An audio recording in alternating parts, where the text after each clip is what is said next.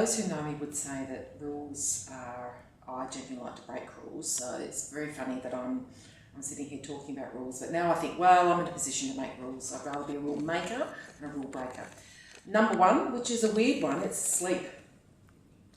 Sleep is a completely underrated and undervalued tool in a toolbox, particularly for women. I was a very, very bad sleeper and told myself I was a very bad sleeper, and then I actually let myself be convinced that I only needed 5 hours sleep a night. And about the time when I was about 40 and having a bit of a, oh my God moment, I realised that I needed to get my sleep under control. So, number one rule, sleep 8 hours a night. And they go, oh, but I've got so much to do. And I say, well, hang on. There are 24 hours in the day. 8 hours sleep, that leaves 16 hours. You can get an awful lot done in 16 hours. So if you focus on what are the core things that are important, and sleep is one of them, everything else will work around that. You'll be healthier, you'll be happier, you'll be more productive. Oh, so guess what? You'll be healthier, you'll be happier. It's this beautiful virtuous circle. So number one is sleep.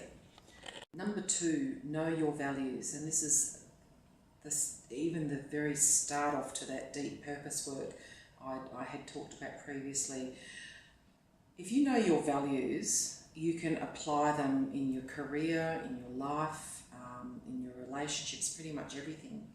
And the way I look at that is your values are, when you're feeling a bit unhappy, and I talk to a lot of women who are in that, oh, I don't know what to do about my career, I don't like my job, and something's going on, I'm not quite happy. It's generally because one of your values is being challenged.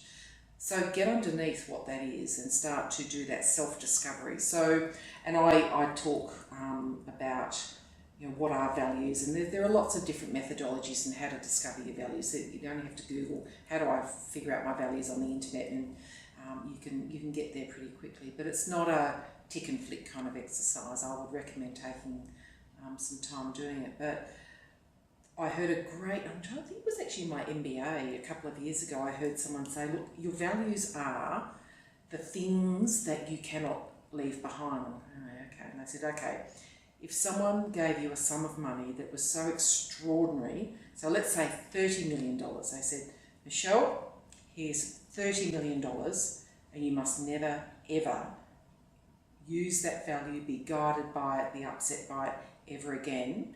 And if you can go, oh, I couldn't possibly take $30 million or whatever the sum of money is, that's one of your values. Truth.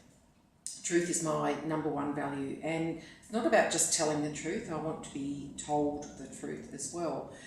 So how that plays out for me is that I want to create an environment always where I'm humble enough, approachable enough, authentic enough where people can tell me the truth.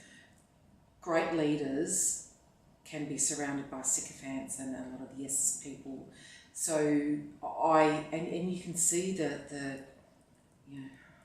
error of their ways with their, I always think that the Enron disaster, the smartest guys in the room, they're all telling each other their own truths. It's a great story, great business story for, you've got to put yourself in a position where you can tell the truth, but be told the truth as well. And that takes humility and inclusion. My next value is loyalty. I am very loyal, so to give and to receive loyalty. There's so I do set pretty high benchmarks around that as a value, and I do give unstinting loyalty, but I also expect it. But I'm grateful for loyalty as well. So when people, it's all very well to expect it, but when people are loyal to me and they demonstrate that loyalty in big ways and in small ways and what have you, it's just nice to say thank you. That means a lot to me. So I think there's that's an incredibly important one to me, because I see disloyalty, which is born out of a lack of courage and a whole bunch of other things. Often courage is actually is something that I think every day I've got to have difficult conversations. The work I do, particularly around gender diversity, inclusion, and as a consequence, I talk about exclusion, and I talk about gender inequity and gender inequality, and those messages are hard to hear for people, and they're hard to say. And I think, you know, those times, courage is just not, it is not going blah, blah, blah, blah, blah. I'm just, you know, having verbal diarrhea about whatever you care about. Courage is when you go, there are going to be consequences here for me saying or doing or taking this action. But you know what, it's really important because it's aligned to my purpose, it's the right thing to do, you know, those kind of things. So I try and be as courageous as I can. And look, honestly, I can be a chicken. So, but I berate myself quite harshly. I go, you know what, you could have been more courageous there. You could have really stood up for someone there. You could have said something there. You could have intervened there. And particularly as I've got older, as I've progressed in my career and had more senior roles, the courage has become even more important because, you know, there's a lot of people that would look to me to be that courageous leader. You know, I represented a lot of people, a lot of customers, and it's just so important. I could not stop being courageous if someone gave me $30 million. So, and it's humour, and it's interesting because that's evolved over time, but it's always been there. And again, I go back to the $30 million. If someone said, Michelle, here's $30 million, you must never laugh again. You must never laugh at yourself. You must never crack a really silly joke that makes me laugh more than anyone else.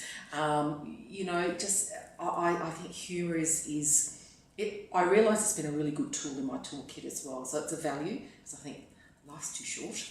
Got to laugh and have fun. But humour is a lovely way of diffusing sometimes tense situations, and particularly going back to, you know, some of those courageous conversations or the difficult things that we often have to do as leaders. Sometimes, used appropriately, humour can be a way to cut through. It can be a way to build a relationship or break down a barrier. But I just like to laugh. Oh, yeah, I do. I just, you know, and I have a very loud laugh and not very subtle and all that kind of stuff. So it's a nice thing. So I couldn't give that up.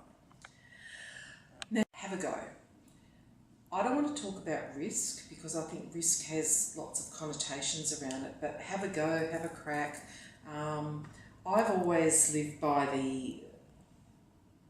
people have said to me, you're driven, you're really driven, Michelle, what drives you? I really don't know, but other than, I've always had this burning thing in me, what if? Or I never want to say what if. I never want to get to a point in my life. I used to say when I was 70, now I think, oh, but I'm really, really old. I never want to get to the point where I say, I wonder what would have happened if I'd been, I wonder what if, I never want to say what if. I would rather say, oh, well, I gave that a go, it was interesting. And, you know, I've done some things, I thought, oh, all right, that was a bit of a mistake. Oh, well, I've learned stuff from that. So, you know, let's move on and take it. But it's a real driver for me. So have a go. And honestly, what's the worst that could happen? That's the way to look at it. Which is also a nice way of segueing into growth. I'm an absolute fan of having a growth mindset. It's great to have a name for something that I think I've always embraced. I read Carol Dweck on growth mindset, and I'm reading it going, nod, yes. And I could see when I had a fixed mindset, I could see when I had a growth mindset. And it was an illuminating read for me. And I think there is no point, there is no age where one is said, now it is over, you now no longer need to learn. I think that's rubbish, and age is a number, and it's actually around your mindset. So be prepared to keep learning, because it's fun. And I don't mean learning about, you know, going back to uni and doing another degree and what have you. Learn a new skill, learn a new way to, you know, a language. Just even learn from the things that when, you know, I use the example, when I first moved to Melbourne, I'd go driving and I'd get lost quite frequently. It was before GPSs, so I had the Melways, and I had no sense of direction. So I'd go, oh, all right, okay, so I'd get lost and often, you know, be late for meetings or things like that. But the way I looked at it was, oh, okay, so that was a bit of an adventure. I've now seen a bit of Melbourne that I wouldn't have otherwise seen. And so that's just a really silly example of having a growth mindset. And around inclusion, I I am an inclusionist, and that's a new word, and I don't actually think it exists in the dictionary yet, but whatever, I don't care. I talked about my mum, and mum being, I used to say tolerant, but you know what? Tolerant's not actually the word good, because tolerance says I'm tolerating something, but she's an inclusionist. She includes people, she makes people feel welcome.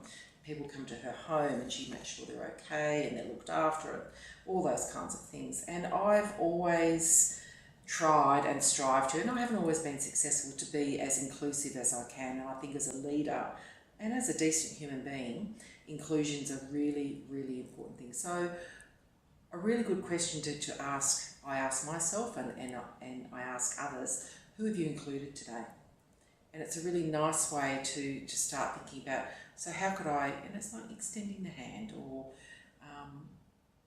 just creating an environment where people feel welcome, feel wanted and can contribute. And in a business sense, that's extraordinarily important, because it's the birthplace of innovation. And innovation means growth, and growth means profit, and we're all happy if that's happening. My very final one is vulnerability.